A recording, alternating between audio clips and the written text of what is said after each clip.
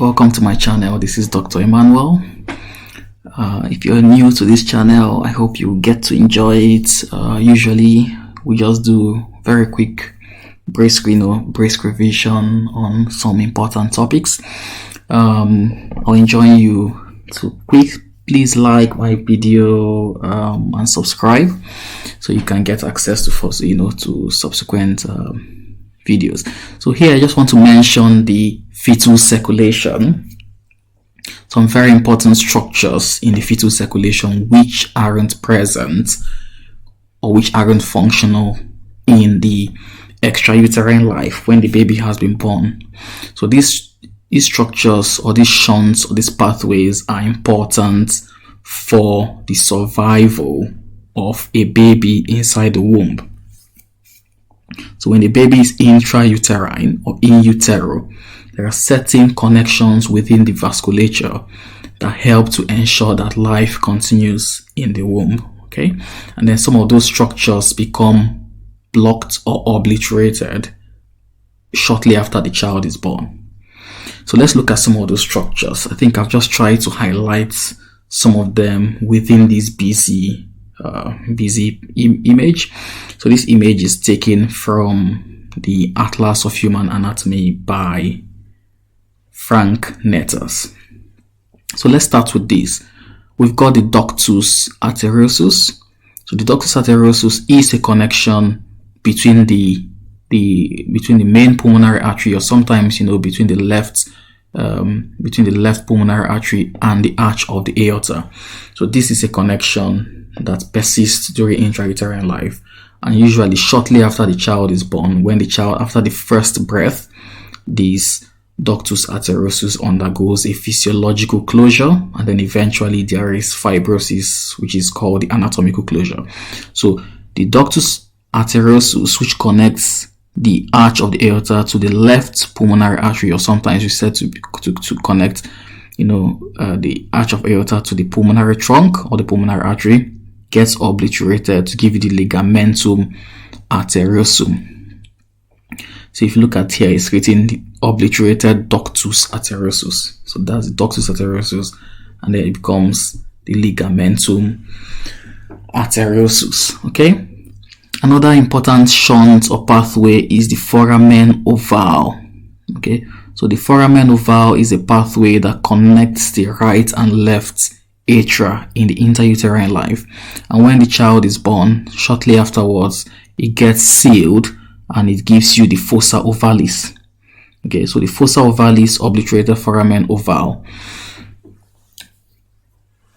If this foramen ovale persists, then it's called a patent or persistent foramen ovale, and if it's large enough, if it's sometimes large, you could get some murmurs, or you get shunts, blood shunting. Usually in the intrauterine life, because the pulmonary circulation isn't active, the lungs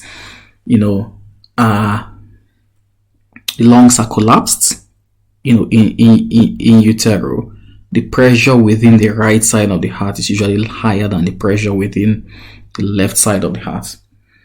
And then when the child is born and takes their deep breath, the pulmonary circulation becomes much better. The pressure drops. That resistance, the resistance to pulmonary flow drops, and the pressure, is reduced, such that the pressure within the left part of the heart, the left chamber of the heart, becomes higher than that within the right chamber of the heart after the child has their first breath.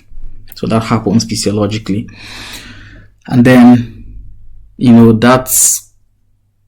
that's right to left shunt, that shunt of blood from the right part of the heart to the left part of the heart, is no longer needed.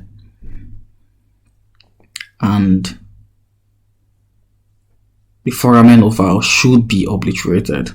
Okay, and then the fossa ovalis is just a telltale sign, of the presence of the foramen ovale. The umbilical vein, of course, if we move to the next slide, we'll see how blood flows. So the blood flows from the aorta of course, descending aorta, abdominal aorta, and then goes to the common iliac artery. So it flows, goes to the common iliac artery, and then goes to the common iliac artery. Then you have your umbilical arteries. The umbilical arteries carry deoxygenated blood, isn't it?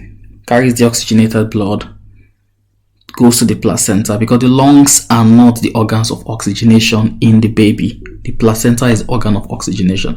So the umbilical arteries carry the blood, deoxygenated blood, to the placenta. The oxygen transfer happens. Oxygen and nutrients transfer happens, and the oxygenated and blood carrying nutrients return via the umbilical vein. So you see it's colored red here because it's oxygenated blood, and then goes back to the heart. So this umbilical vein that usually carries oxygenated blood from the placenta back to the heart is no longer needed, because the lungs take over the function of the placenta when the child is born, and then the umbilical vein becomes obliterated, okay, and forms the ligamentum teres, which is a round ligament of the liver. So usually the umbilical vein carries oxygenated blood and goes through the liver, and so it goes through the liver, okay, through the portal system, portal circulation of the baby, okay, and then flows here,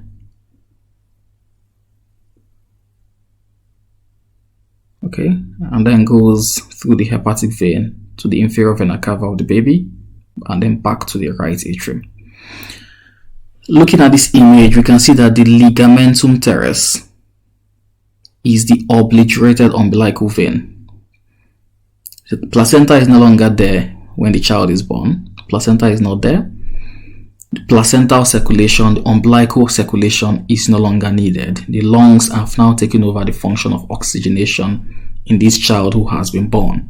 That's what they make. That's what we're trying to say. The child has been born, and the lungs are now functioning. The child is breathing.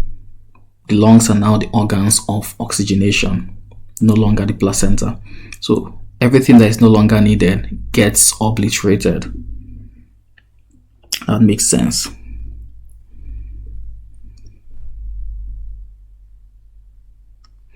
And then the umbilical arteries, if you look here, those umbilical arteries that arise from the common iliac arteries, okay, or even from the internal, that's the common iliac. So usually it's actually from the internal iliac, not common iliac, from the internal iliac. The umbilical arteries get obliterated, and they give you the medial umbilical ligaments. By the time we look at the inner part of the anterior abdominal wall, we'll see these medial umbilical ligaments, giving the medial umbilical peritoneal folds of the anterior abdominal wall. We'll get to see that. So this is the fibrous part of the umbilical arteries. When they become obliterated or fibrotic, they give you that medial umbilical ligaments in the anterior, of the anterior abdominal wall. We'll get to see that in another video. So the ductus venosus is this connection. We have sinusoidal vessels within the liver. So within the intrauterine baby's portal circulation, we have this ductus venosus that carries oxygenated blood within the liver to the inferior vena cava. Okay. So from the legs and some other organs, you have blood from the inferior vena cava, and the oxygenated blood joins the deoxygenated blood. You can see that, okay, in the inferior, and form the inferior vena cava, and then goes back to the right atrium. So this ductus venosus, because the placenta is also not needed, this circulation is no longer needed. The ductus venosus is no longer needed. It becomes the ligamentum venosum. The obliterated ductus venosus becomes the ligamentum venosum. It's within the liver. It's no longer needed. Okay, you can see it's no longer needed, because oxygenation is coming from the lungs. So everything that used to be responsible for circulating oxygenated blood from the placenta dies off, becomes obliterated. So changes that happen, you have to note the ductus arteriosus becomes the ligamentum arteriosum. the foramen ovale closes and it gives you the fossa ovalis. The ductus venosus closes, okay, the ligamentum venosum.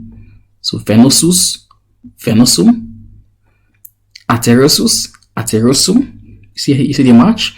Umbilical vein, ligamentum teres, umbilical artery, medial, right and left, there are two arteries. The medial umbilical ligament. So these are the things, the changes that happen when a child is born. Same thing here. Just note that blood flows from aorta to the descending aorta, abdominal aorta, common iliac, and then to internal iliac. And the internal iliac gives you, these are the internal iliac arteries. They now give off, you have the umbilical arteries arising. So everything about the placental circulation becomes obliterated. It dies when the child is born. I hope this has made the fetal circulation a bit clearer and a bit less complicated than it may seem. And if you think this video has helped you, please like, subscribe. Thank you very much.